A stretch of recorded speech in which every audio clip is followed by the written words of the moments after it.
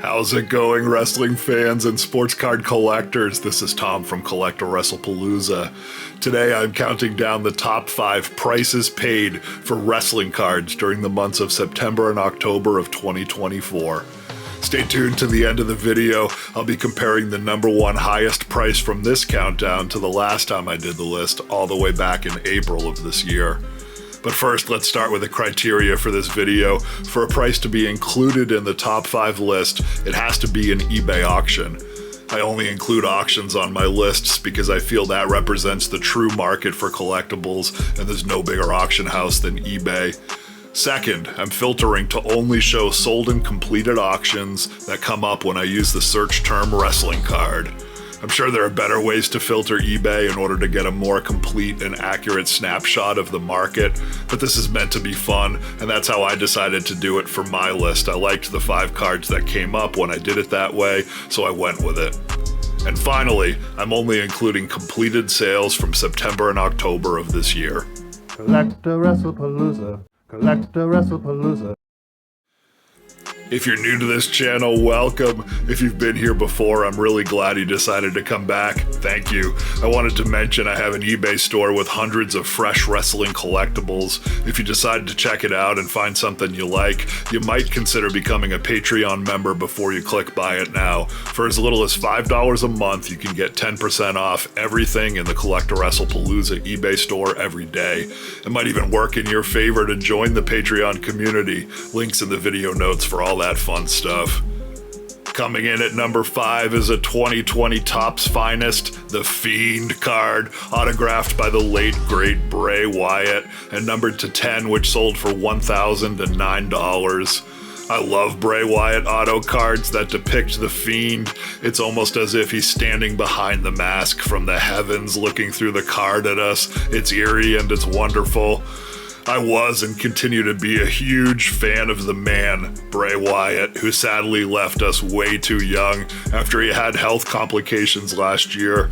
I most fondly remember the interview segments when Bray first made his return after being fired from the WWE, and I also fondly remember the Firefly Funhouse. That is where we saw Bray's true creative self. I also miss his interactions with the fans. He's one of the main reasons I gave pro wrestling another look as an adult after being a fan of the WWF as a child. And this card is a treasure. The signature is on card, it's numbered to 10, and the gold background is transcendent. This is a beautiful piece of cardboard. Coming in at number 4 is the villain himself, the man with the fastest autograph in the game, the chairman, the boss, none other than Vince McMahon. A 2020 Topps fully loaded autograph card numbered to 40 recently sold at auction for $1,125. Love him or hate him, the modern sport of pro wrestling would not be what it is today if not for Vince, and his autograph is rare. He must have had no time for signatures. Known as a workaholic, Vince would literally swipe his pen at the card and scratch the surface with 2 swirling marks, as opposed to sign his name with any real penmanship. The rarity of a Vince McMahon autograph and the legacy he left on the sport means the prices for his signed cards will always be high, even though many find the man repulsive due to his business tactics and alleged misconduct. Coming in at number 3 this week is one of the most iconic wrestling cards of all time, the 1998 Comic Images The Rock autograph insert card that sold at auction for $1,125. Back in the day, autograph and pack-pulled insert cards were not a thing like they are today. Wrestling cards were some of the first to feature these hits. Notice there was not a place on the card for The Rock to sign it. There was no sticker box. It's just a straight up Rock card, and they gave the superstar a silver Sharpie to sign wherever and however he wanted. They were still learning how to make insert cards, and he signed it big and clean.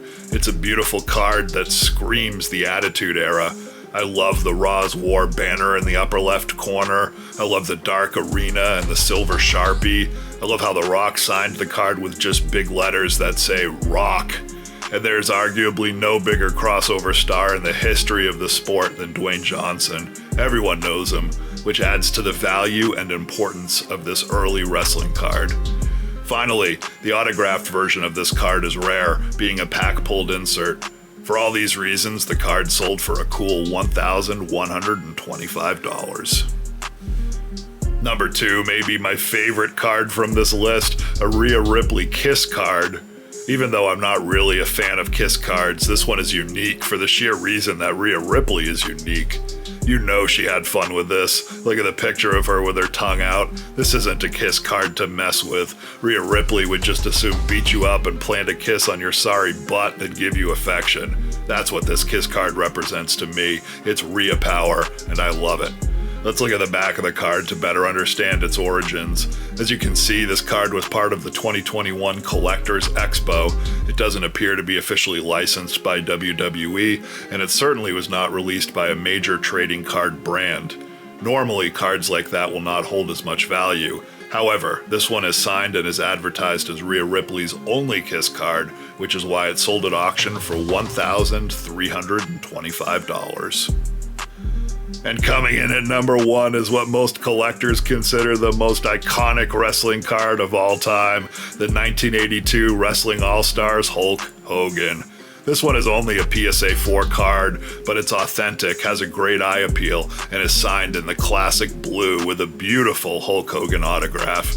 If you want a Hogan card and can afford it, this is the one to buy. It has topped highest price lists for years and continues to be one of the most sought-after wrestling cards of all time.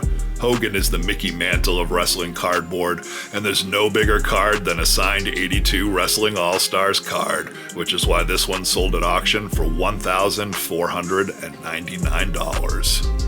And as promised, let's compare the number 1 card this week to the number 1 card back in April.